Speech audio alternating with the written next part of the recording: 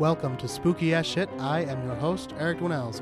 Yes, I still have the cold I had last week. Why? Because I'm recording this about 5 minutes after I finished recording last week's episode. Thank you for being understanding and accepting, maybe a shorter episode, but this way at least you're getting 2 episodes. And if you waited, you can even cram them together and make 1 episode. If you're listening to this when it's brand new, you've still got 1 more weekend left to catch me as Lonnie Barnett in Rock of Ages with Marblehead Little Theater. You can visit their website at mltlive.org to purchase your tickets.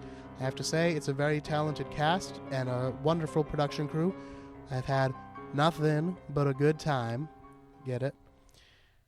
And I would love to work with them again, except that they are a little bit far from home, so I probably will not. So if you're a North Shore theater person and you think it would be fun to check me out in a show, this might be your last chance. Unless they start to pay me like super, super well, because the commute was a son of a bitch to rehearsal. Sometimes I don't even want to get into it with you guys. I bored the whole cast bitching about it every night. Just take my word for it. It's a lovely place. I'm happy to have worked with them. I would work with any of them again if they happen to be closer to home.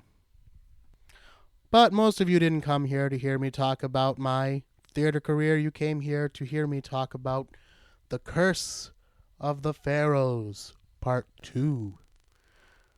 If you didn't listen to Part 1, I highly advise you to go back and do so. Listen to that one first, and then listen to this one second. That's how Parts 1 and 2 work, see? Part 2, we're going to be talking about some of the skeptic views on the Curse of the Pharaoh, but we're also going to be talking about some of the modern curses. That's right, to this very day, pharaohs are being blamed for unfortunate events and even deaths. And as always, before we begin, I want to remind you all to please share the show with all your spooky friends. We want more and more spookaroos just like you. So please, don't be stingy. Share the show, even if it's not this episode. Maybe you like other episodes better. Maybe you know someone who's really into the Jersey Devil. Well, great. We got an episode about it. You can send them that one. Hopefully that'll get them hooked, and they'll want to listen to more. You can also help us out by rating the show on Apple Podcast or Stitcher or iTunes or wherever you do that, wherever you catch the show. You can rate the show, review the show, subscribe, and you can probably share from that area as well. And I would be so happy if you would do that. On the website, you can also... Did I mention the website? I'm not even sure I mentioned it yet. SpookyAS.com or SpookyAsShit.com. They both take you to the same place, which is the show's blog page. You can listen to this episode and every episode, as well as find pictures and sometimes videos and sometimes outtakes. And you can also find links to our social media. You can find us on Twitter and Instagram, both at SpookyAssShit. And you can like us on Facebook at facebook.com/SpookyAS. As I closed last week's episode, I told you that I would tell you about my visit to the King Tut exhibit in New York City in 2010. I did not go there to see the King Tut exhibit. I just went there to visit some friends and maybe take in a show or something like that. So I was staying at a hotel right in Times Square, and not too far away from us, they had the Discovery exhibit hall, Discovery Channel, and they happened to have the King Tut exhibit at that time. Now, I've always loved ancient Egypt. I love the iconography and the craftsmanship that went into everything. I think it's some of the coolest looking stuff. I mean, just talk about King Tut's death mask alone. The golden death mask was very famous. Golden death mask with the headdress with the blue stripes on it and everything. I mean, it's a thing of beauty. It's a real thing of beauty. Unfortunately, that was not part of the 2010 exhibit, but they did have many, many interesting items. I remember seeing some of King Tut's ceremonial staffs and his throne and all sorts of goodies. And it's crazy to think that these are very famous things involved in legends, but also in true history. And you're looking at them knowing that this belonged to someone who people revered not only as a king, but also as a god. And it was 3,000 years ago, and it's come through the centuries, traveled across the world, and here it is, just inches away from your face. It was all behind protective glass, of course, but still, inches away from your face. It was pretty incredible. When I went to view the exhibit, did I feel that it cursed me in any way? No, I did not. However, as I'm sitting here tonight, reading you the stories about the curses that took place, and especially the things that we're going to talk about tonight, you're going to see that a lot of them have to do with respiratory troubles. Well, just about a year after I visited the exhibit, I developed a lung infection, which I did not know at the time, although the doctor told me after the fact, could have been fatal. And tonight, again, as I record this, I am not feeling well. I have a cold. It is a chest cold. So I'm just saying, if I die shortly after recording this episode, perhaps look at King Tut as a suspect. Okay, let's get into it. Now, last week, I basically described for you the finding of King Tut's tomb by Howard Carter. His expedition was paid for by a wealthy Englishman named Lord Carnarvon. Lord Carnarvon had come across to Egypt with his daughter in tow to see the opening of the tomb with Howard Carter. They all went in, looked around. Shortly thereafter, just months later, Lord Carnarvon died mysteriously of a mosquito bite that became infected. People said this was the pharaoh taking his revenge. Actually, when we say people, we mean newspapers, because the newspapers, with the exception of the London Times, who had been granted exclusive rights to the stories, weren't getting the information they wanted to report to the public. So, since they couldn't report on the official story, they reported on unofficial stories, such as the curse of the pharaoh. And the first victim, it was said to strike, was the man who funded the expedition himself, Lord Carnarvon. Many mysterious events and deaths followed after this. When we last left off, the government of Egypt had agreed to send objects found within the king's tomb on a world tour so that the public could finally get a chance to see them. Now, the head of archaeology in Egypt said he didn't feel great about this because he had a dream in which he was told that if any of King Tut's artifacts ever left Egypt, he would die. And then 3 months later, while the objects were on their world tour, he was involved in a fatal car accident. Then, when the exhibit had reached London, Lord Carnarvon's daughter, the very same daughter who had been with him when they opened King Tut's tomb, in fact, she was the first living person to enter the tomb in the 3,000 years since it had been sealed. She visited the traveling expedition in London. On her way out, she suffered a massive stroke. That is where we left off. Tonight we will continue by asking, is the curse of the pharaohs real? Well, first off, there actually is no curse written anywhere in King Tut's tomb. Details of the inscribed curse were created by the newspapers, who had not been granted the official information regarding the tomb. Purely a newspaper fabrication. However, just because there's no curse on King Tut's tomb doesn't mean there's no curse on any tombs.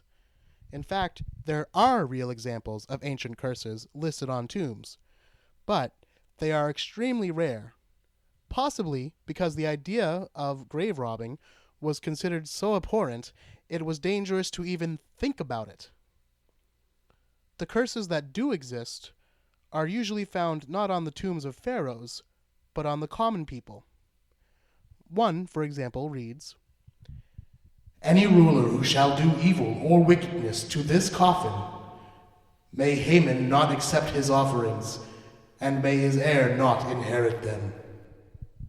Haman being a local god. Another tomb contains the inscription, "All who enter this tomb in an impure state will be judged and an end made for them. I shall seize him by his neck like a bird. I shall cast the fear of myself into him." Famed Egyptian archaeologist Zahi Hawass says that there have been a few examples of curses written on tombs of actual pharaohs. He says they typically contain messages along the lines of, "Cursed be those who disturb the rest of the pharaoh. They that shall break the seal of this tomb shall meet death by a disease no doctor can diagnose." And just as an FYI, the idea of the mummy itself literally getting up and attempting to kill those who violated its tomb does not come from ancient Egypt. The first example of this kind of plot twist is believed to be in the book The Mummy, or Tales from the 22nd Century, written by Jane C. Loudon. In the 1860s, 3 more killer mummy stories were written by different female writers, one of which happened to be Louisa May Alcott, the author of the classic Little Women. They all had similar plots. A female mummy's tomb is violated by a male archaeologist, and the lady mummy seeks revenge. It may be of interest to note that many literary scholars consider these female mummy stories as an allegory for rape, an unwelcome male intruder violating a female's sacred place. In 2002, the British Medical Journal did a study on the survival rates of the 44 Westerners who Carter identified as being part of his team in Egypt when Tut's tomb was opened.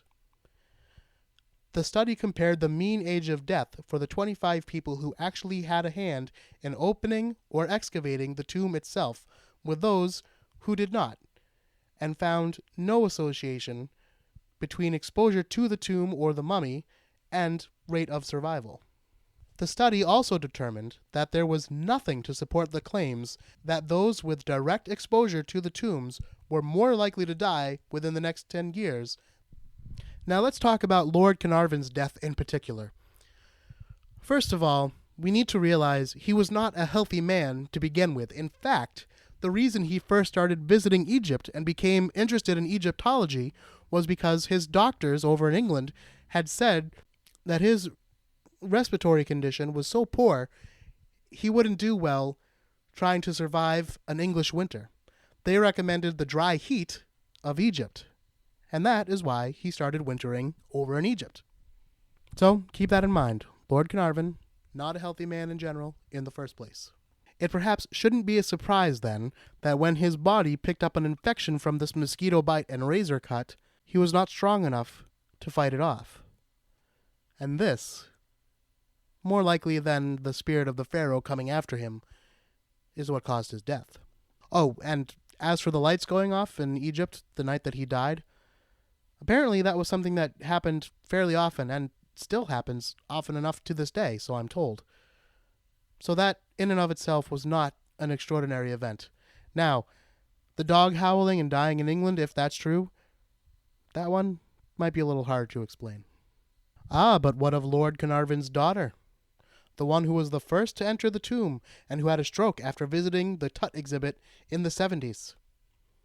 Well, it's true that she did have a stroke, but she did not die as a result of that stroke.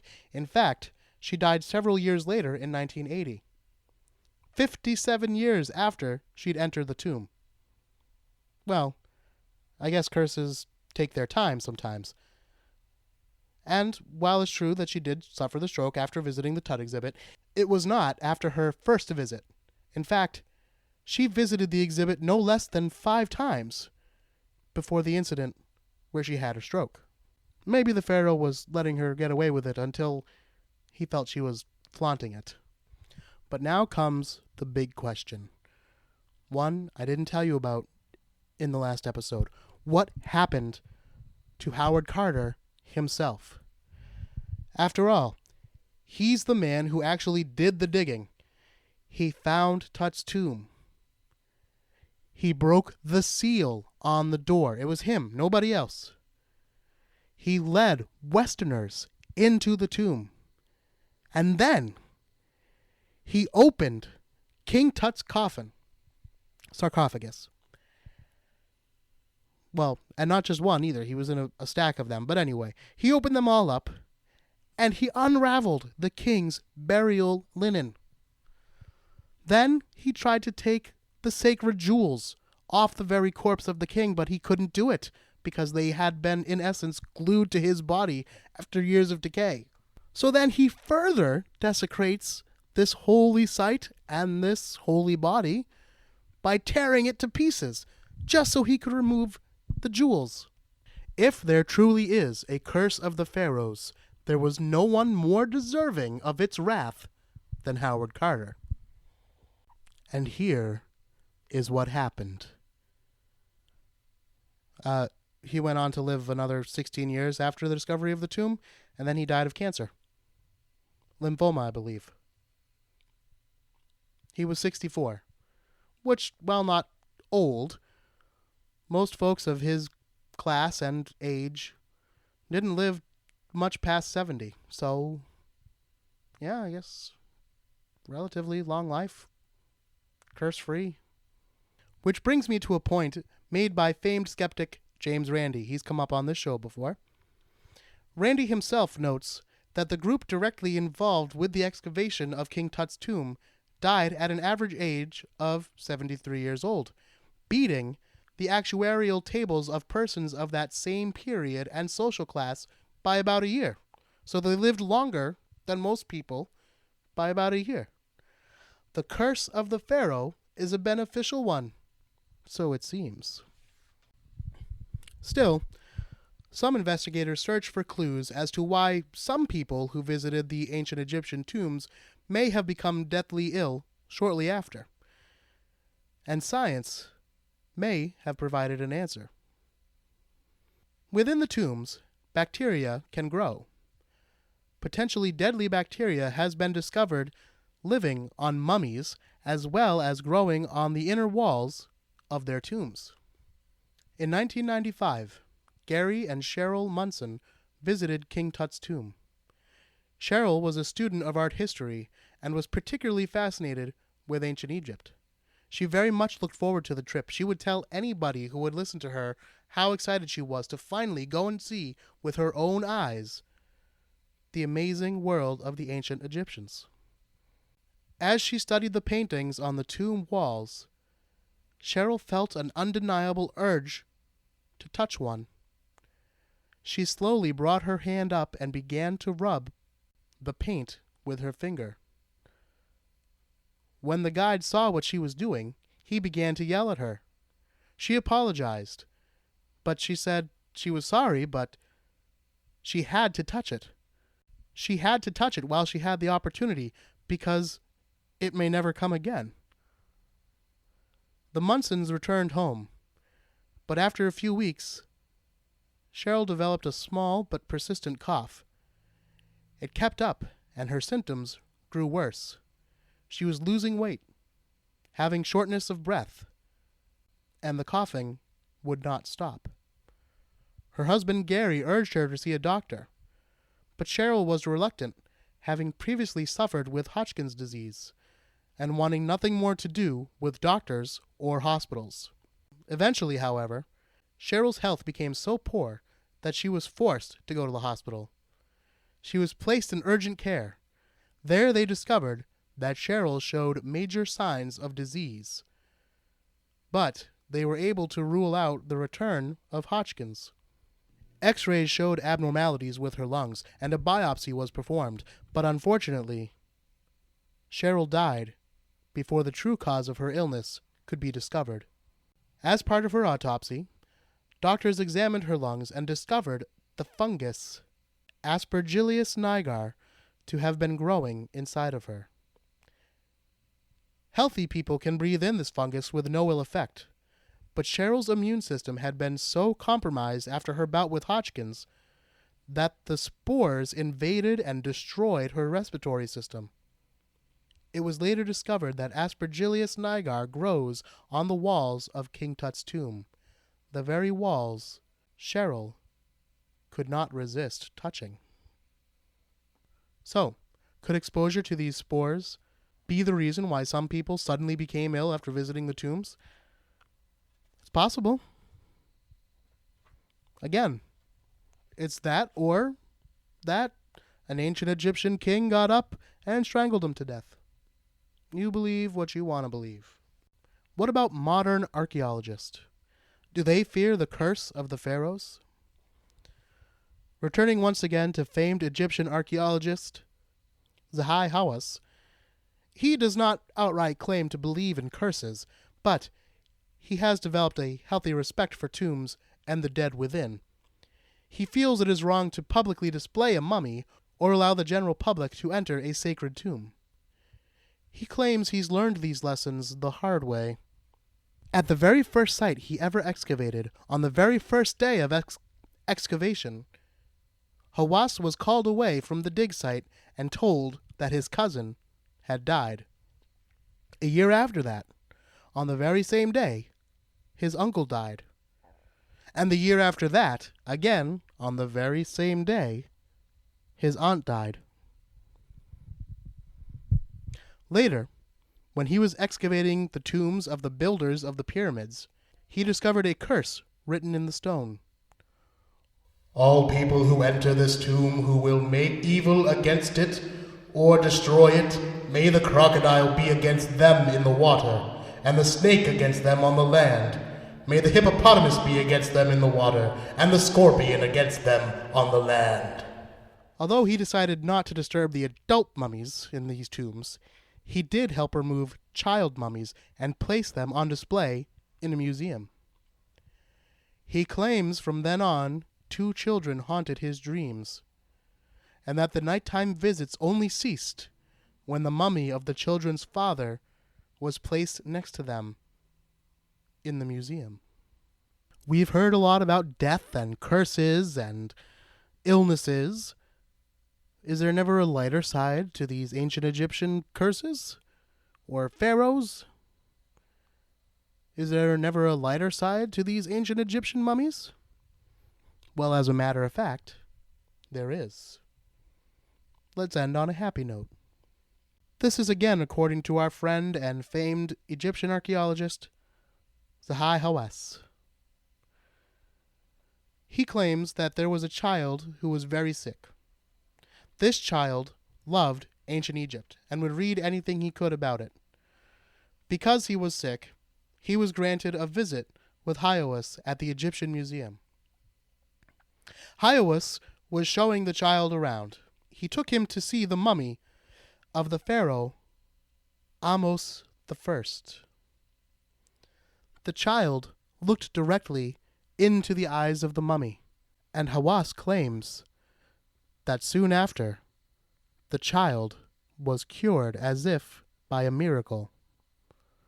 From that day on, the child became even more obsessed with ancient Egypt and would read extensively, especially about the time period in which King Ahmose I lived.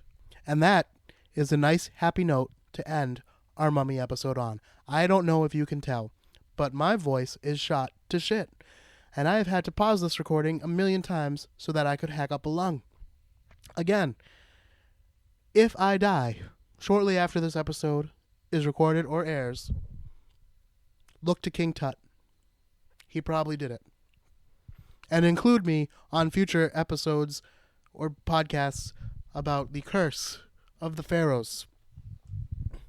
Once again, I want to remind you all to please, please, please share the show. Create more spookaroos. It's really the best thing you could do for the show. The numbers keep growing week after week, and we're super excited to see that. We just want to see them grow even more. And you know what else we want to see grow? Our social media numbers, because they are surprisingly low when you would see how many downloads we get per day, and then you look at our social media account, it's not so hot. So please, if you follow us on Twitter or Instagram, both of which are at SpookyAssShit, if we get more followers, I promise I will try to be better about using them, or maybe I'll hand over the reins to someone who could do some really cool stuff with them.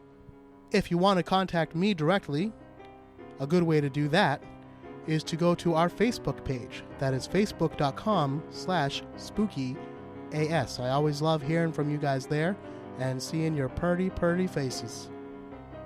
That's all we have time for on this particular episode. I hope you have enjoyed this 2-part episode on the curse of the pharaohs. Hopefully next time you hear me, I will have my voice back completely, and I will have a guest with me. Until next time, don't be afraid.